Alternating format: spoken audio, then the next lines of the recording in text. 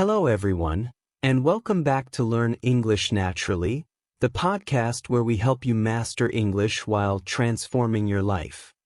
I'm Ethan, your host. And I'm Emma. Whether you're sipping your morning coffee or taking a break from work, we're thrilled you're joining us today. Emma, I have a question that might hit close to home for our listeners.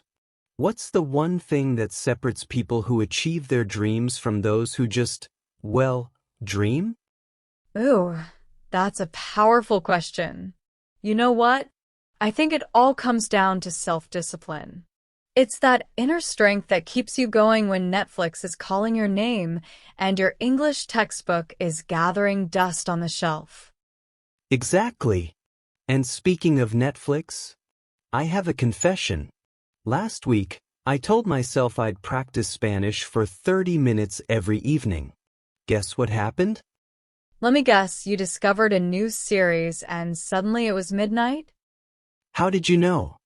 3 episodes of Stranger Things later, I'm thinking I'll definitely start tomorrow. Sound familiar, anyone? The classic procrastinator's anthem. But here's the thing, we've all been there. That's exactly why today's episode could be a game changer for you. Today, we're diving deep into the science and art of building unshakable self-discipline. We'll share practical strategies that work whether you're learning English, getting fit, or chasing any goal that matters to you. And the best part? These aren't just theories from dusty psychology books. These are real, tested methods that have helped thousands of people transform their lives. So grab your favorite drink, get comfortable, and let's unlock the secret to becoming the disciplined, successful person you know you can be. All right, let's jump into our first game-changing strategy. Start ridiculously small. When I say ridiculously small, I mean tiny. Like so small you'd feel silly not doing it. I love this approach. Ethan, remember when I wanted to start running? I set this massive goal. Run 5 miles every day. What happened? You lasted exactly 3 days? 2 days. But then I tried something different. I committed to putting on my running shoes every morning. That's it. Just the shoes. And what happened? Magic.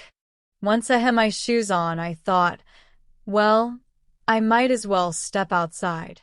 Then, I might as well walk to the corner. Before I knew it, I was running regularly without the mental battle. This is pure psychology, folks.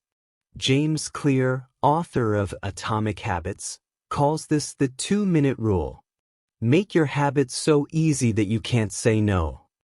For our English learners, this might mean reading just 1 paragraph in English each day, or learning 1 new word. It sounds almost too simple, right? But here's the secret: tiny habits compound. 1 paragraph becomes 2, then a page, then a chapter.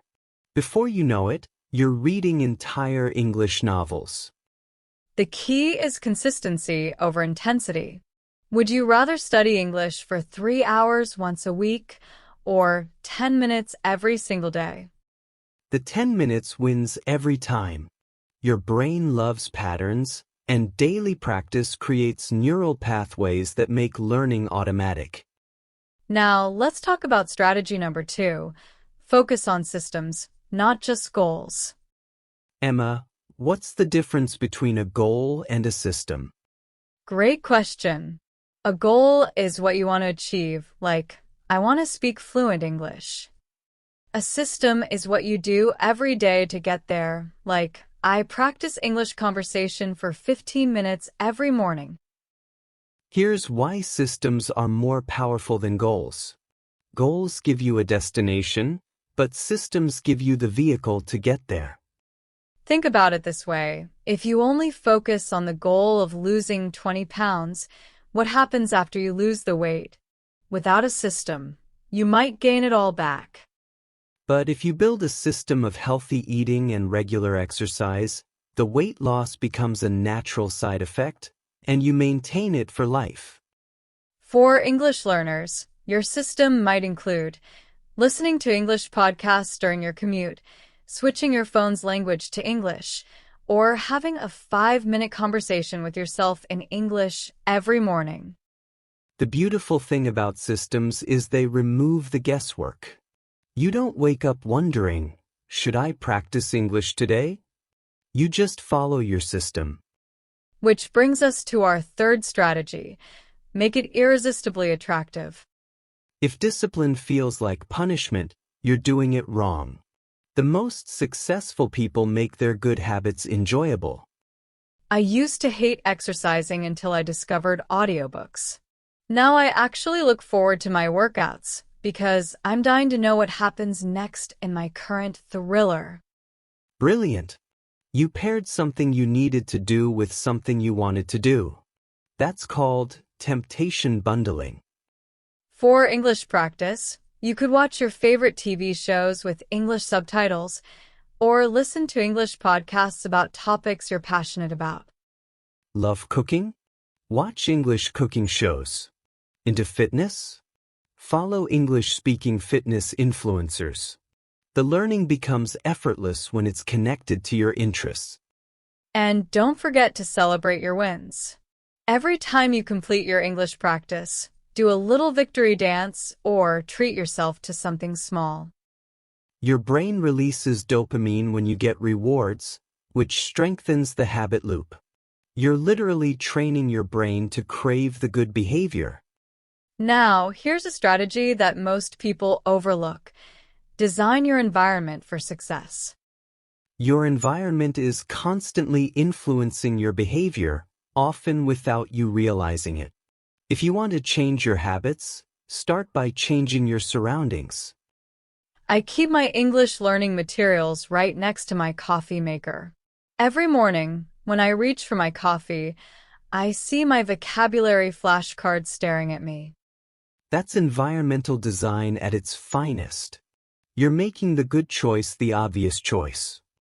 Remove friction from good habits and add friction to bad ones. Want to practice English more? Keep your learning apps on your phone's home screen. Want to scroll social media less? Bury those apps in folders. The people in your environment matter too. Surround yourself with others who support your goals. Join English learning communities, find conversation partners, or simply tell your friends about your commitment. Which leads perfectly to our next strategy. Harness the power of accountability. Accountability is like having a GPS for your goals. It keeps you on track when you want to take a detour. Exactly. I have a study buddy for my French practice. Every Tuesday, we video call and speak only in French for 30 minutes. Do you think I ever skip it? Never. Because you know someone is counting on you. That external pressure transforms into internal motivation. For our listeners, this could mean finding a language exchange partner, joining our Learn English Naturally community, or simply telling a friend about your daily English goal. Here's a pro tip: make your commitment public.